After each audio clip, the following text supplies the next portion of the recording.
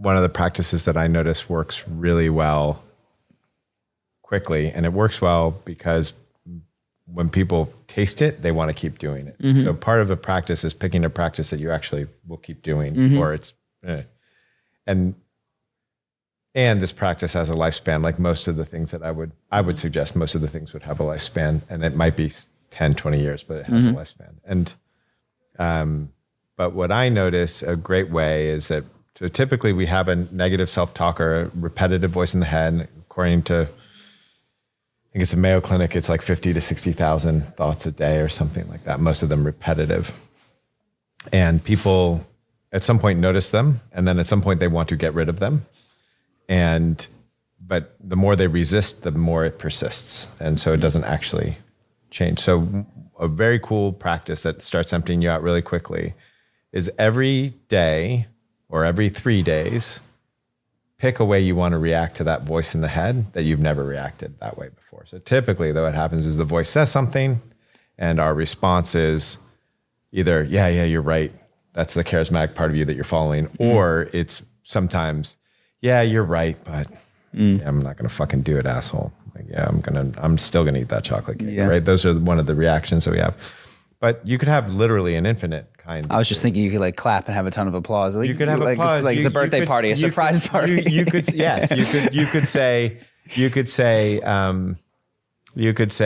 wow, I could really use you to be a better boss. Mm-hmm. Or you could say, no. Mm-hmm. Or you could say, I see how scared you are, and I'm right here with you. Mm-hmm. You can have literally 100 different responses. And what I'm noticing in me is that some of those felt like, oh, I want that one, and some of them didn't. So even in just listening to those options, I was like, well, I like that last one the best. Like I see. And so, but my recommendation is experiment for a while. Just get to know what happens to that internal self-talk that we consider to be us. Mm-hmm. What happens when you react to it differently? And I find just the experimentation will help you unfold the thing very, very quickly. Mm-hmm. A lot quicker than for me, I notice people unfold it a lot quicker than some early stages of meditation even. Mm. And it's really important. The critical point is you're not trying to get rid of it.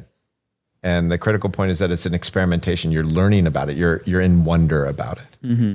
And if you can do that with the internal self-talk, it is an incredibly effective tool. And I'm hoping that what you're about to tell me is that there's a Sanskrit word for this practice, but I haven't seen any other. I haven't seen it. So before. Once again, Joe, I'm impressed by. So I could give you an hour-long lecture about why that's a great practice. Mm-hmm. That's cool. But the two things that I would say is first is if that practice is hard for you, I'll give you guys an introductory practice because I love it. I can't top that. Yeah. Mm-hmm. All I can do is give you an on-ramp onto that if that's hard. Mm-hmm. And that is brush with your non-dominant hand. Mm.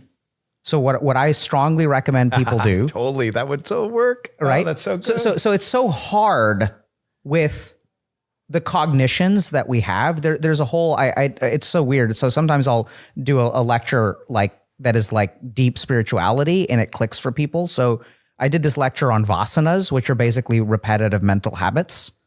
So great lecture that really like popped. And so I'd say that the problem with those is we're so engaged with them, right? It's so challenging.